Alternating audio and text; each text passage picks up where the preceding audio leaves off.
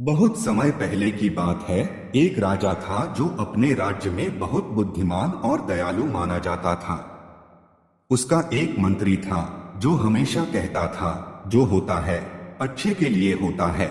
राजा को यह बात अजीब लगती थी, लेकिन वह मंत्री की बुद्धिमानी पर भरोसा करता था। एक दिन राजा जंगल में शिकार करने गया। अचानक उसका घोड़ा ठोकर खाकर गिर पड़ा और राजा की एक उंगली कट गई।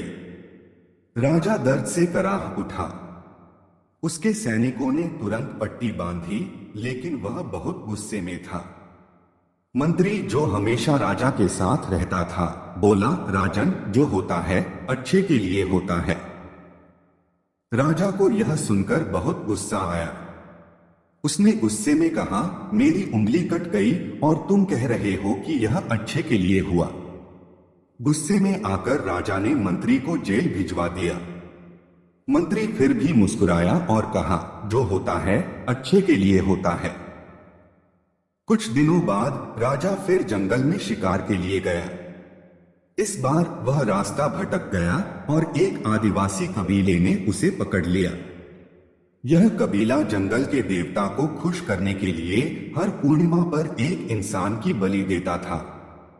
राजा को देखकर वे बहुत खुश हुए और उसे देवता के सामने बलि देने के लिए तैयार करने लगे। लेकिन तभी उनके पुजारी ने देखा कि राजा की एक उंगली कटी हुई है। उन्होंने कहा, यह अपूर्ण है, इसे बलि नहीं दिया जा सकता, और उन्होंने राजा को छोड़ दिया।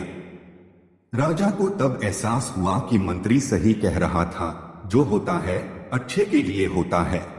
अगर उसकी उंगली नहीं कटी होती तो उसकी बलि चढ़ा दी जाती। भागकर अपने राज्य वापस आया और सबसे पहले मंत्री को जेल से रिहा किया। उसने मंत्री से माफी मांगी और कहा, तुम सही थे, मेरी उंगली कटना मेरे लिए अच्छा साबित हुआ, लेकिन तुम्हें जेल भेजना कैसे अच्छा हुआ।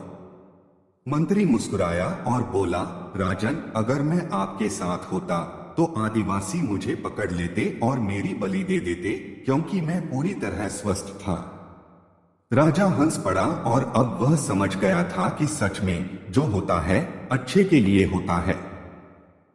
सीख, जीवन में कई बार हमें लगता है कि बुरी घटनाएं हमारे खिलाफ हो रही हैं, लेकिन हर चीज के पीछे कोई न कोई अच्छा कारण होता है। अगर हम धैर्य और विश्वास रखें तो हमें आगे चलकर समझ आता है कि वास्तव में जो भी हुआ वह हमारे भले के लिए हुआ। इसलिए जीवन में जो भी हो, घबराएं नहीं, निराश न हो, बल्कि यह सोचें कि इसमें भी कोई न कोई अच्छाई जरूर छिपी होगी।